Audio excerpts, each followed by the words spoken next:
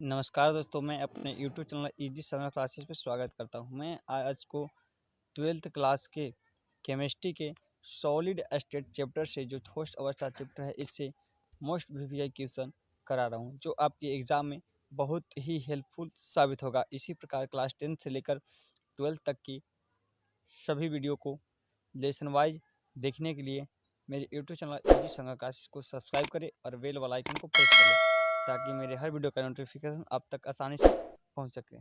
चलते हैं question number first. Question number first कहता है कि एक विशेष ठोस अति कठोर है। एक विशेष ठोस अति कठोर है तथा इसका गलनांक अति उच्च है। ठोस अवस्था में यह अचालक है तथा प्रगलन पर यह विद्युत चालक हो जाता है, तो ठोस है। मैं आपको बता दूं कि इसका राइट आंसर हो जाएगा 4। इसका राइट आंसर का 4 आयनिक। इसको आयनिक ठोस कहते हैं। चलते हैं क्वेश्चन नंबर 2 की ओर। क्वेश्चन नंबर 2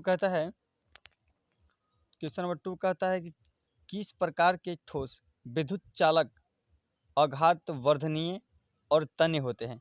किस प्रकार के ठोस होते हैं जो विद्युत चालक अघात वर्धनीय एवं ठोस होते हैं। तो मैं आपको बता दूं कि इसका राइट आंसर हो जाएगा 3, यानी कि सी, धात्विक। इसका राइट आंसर हो जाएगा धात्विक। चलते हैं क्वेश्चन नंबर 3 की ओर। क्वेश्चन नंबर 3 कहता है कि ठोस ए एक अति कठोर ठोस तथा गलित अवस्था में विद्युत रोधी है और बहुत उच्च ताप पर पिघलाता है, तो यह किस प्रकार का ठोस होता है।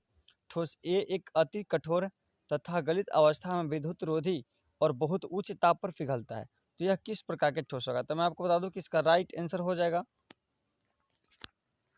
डी, सहसंयोजी ठोस है जो अति उच्च ताप पर गलता है। चलते हैं क्वेश्चन नंबर 4 की ओर। क्वेश्चन नंबर 4 है कि ग्रेफाइट है।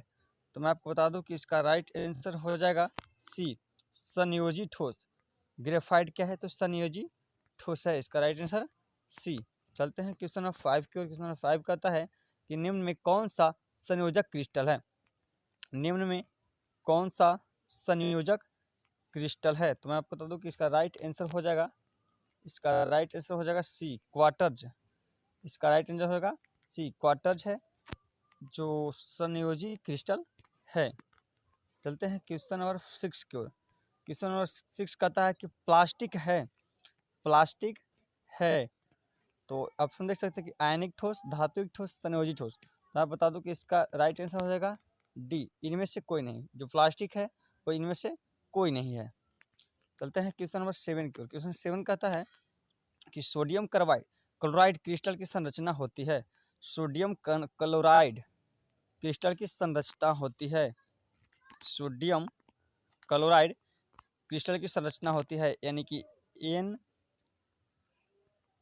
NaCl की संरचना होती है। तो मैं आपको बता दूं कि इसका राइट आंसर हो जाएगा ए, फलक केंद्रित।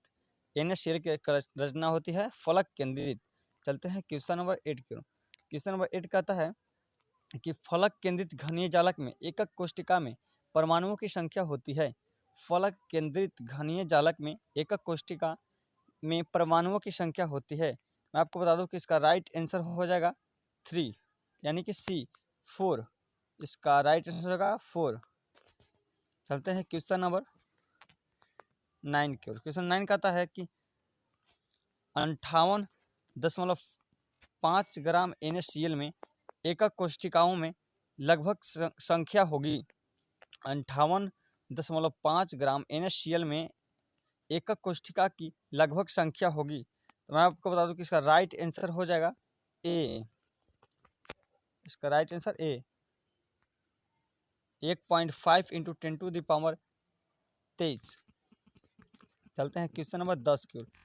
क्वेश्चन नंबर 10 कहता है कि जेडन अपनी गलित अवस्था को जिंक अपनी गलित अवस्था से ठोस अवस्था में परिवर्तित होता है, जिसकी संरचना HCP प्रकार की समस्थित परमाणुओं में संख्या होती है। जिंक गलित अवस्था से ठोस अवस्था में परिवर्तित होता है, जिसकी संरचना HCP प्रकार की समस्त परमाणुओं की संख्या होती है। तो मैं आपको बता दूं कि इसका राइट आंसर हो जाएगा, इसका राइट आंसर हो जाएगा सी 12, 12 होती है। चलते हैं क्वेश्चन नंबर 11 की ओर। 11 कहता है कि एक ठोस AB जिसकी संरचना NaCl प्रकार की है, एम परमाणु की घनीय एकक कोशिका में सभी कोणों के घेरते हैं। यदि एक अक्ष से सभी फलक केंद्रित परमाणु निष्कासित हो जाए तो ठोस अवस्था की स्टोमेट्रियो होगी। तो मैं आपको बता दूं कि इसका राइट आंसर हो जाएगा डी, इसका राइट आंसर डी हो जाएगा A3B4, इसका राइट आंसर होगा डी A3B4। चलते हैं क्वेश्चन नंबर 12 की ओर। 12 कहता है कि एक एकक कोशिका जिसमें परमाणुओं की संख्या 2 है तथा जो ABC संकुलन क्रम में प्रदर्शित करती है में चतुष्फलकीय रिक्तिकाओं की संख्या होती है। तो इसका राइट आंसर हो जाएगा बी 2Z, इसका राइट आंसर हो जाएगा बी 2Z। चलते हैं क्वेश्चन नंबर 13 की ओर। क्वेश्चन नंबर 13 कहता है कि सोडियम क्लोराइड NaCl में Na आयन की समन्वय संख्या होती है। सोडियम क्लोराइड NaCl में NaCl में Na की समन्वय संख्या होती है। तो इसका राइट आंसर हो जाएगा A 6, इस समन्वय संख्या होती है 6 यानी कि 6। चलते हैं क्वेश्चन नंबर 14 की ओर। क्वेश्चन नंबर 14 कहता है कि एक धातु फलक केंद्रित घनीय जालक में, एक धातु फलक केंद्रित घनीय जालक में क्रिस्टलित होती है एकक कोशिका की कोर की लंबाई 408 pm है।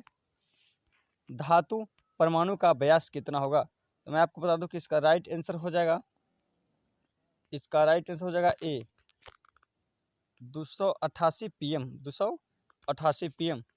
चलते हैं क्वेश्चन नंबर 15 की ओर। क्वेश्चन नंबर 15 कहता है कि सरल घन धन में उपस्थित परमाणुओं द्वारा घेरे हुए कुल आयतन का प्रभाव होता है। तो मैं आपको बता दूं कि इसका राइट आंसर हो जाएगा बी 4π/6,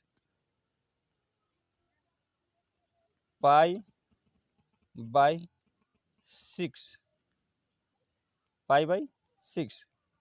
चलते हैं क्वेश्चन नंबर 16 की ओर। 16 कहता है कि एक ठोस यौगिक XY की संरचना NaCl यदि घनीय त्रिज्या 100 pm है तो ऋण Y की त्रिज्या होगी। मैं आपको बता दूं कि इसका राइट आंसर हो जाएगा, इसका राइट आंसर हो जाएगा सी 241.5 pm, 241.5 pm। चलते हैं क्वेश्चन नंबर 17 की ओर। क्वेश्चन 17 कहता है कि फ्रैंकल दोष के कारण आयनिक क्रिस्टल का घनत्व, फ्रैंकल दोष के कारण आयनिक क्रिस्टल का घनत्व। तो मैं आपको बता दूं कि इसका राइट आंसर हो जाएगा डी अपरिवर्तित रहता है, अपरिवर्तित रहता है। फ्रैंकल दोष जब आयनिक क्रिस्टल में होता है तो इसका घनत्व में कोई चेंजेस नहीं होता है। क्वेश्चन नंबर चलते हैं 18 की ओर। 18 कहता है कि फ्रैंकल तथा शॉर्टकी दोष होते हैं, फ्रैंकल तथा शॉर्टकी दोष होते हैं। तो इसका राइट आंसर हो जाएगा ए बी क्रिस्टल दोष। फ्रैंकल तथा शॉर्टकी दोष क्या होते हैं? तो क्रिस्टल दोष होते हैं। चलते हैं क्वेश्चन नंबर 19 की ओर। क्वेश्चन 19 कहता है कि शॉर्टकी दोष किसके जालक की अपूर्णताएं परिभाषा देती है? शॉर्टकी दोष किसकी जालक की अपूर्णताएं परिभाषा देती है? तो मैं बता दूं कि इसका राइट आंसर हो जाएगा डी ठोस, ठोस की यह परिभाषा देती है। चलते हैं क्वेश्चन नंबर 20 की ओर। क्वेश्चन नंबर 20 कहता है कि Fe3O4 का क्रिस्टल है, Fe3O4 क्रिस्टल है। तो मैं बताऊँ कि इसका राइट आंसर हो जाएगा सी अणुचुंबकीय, अणुचुंबकीय। तो मैं आपको इस चैप्टर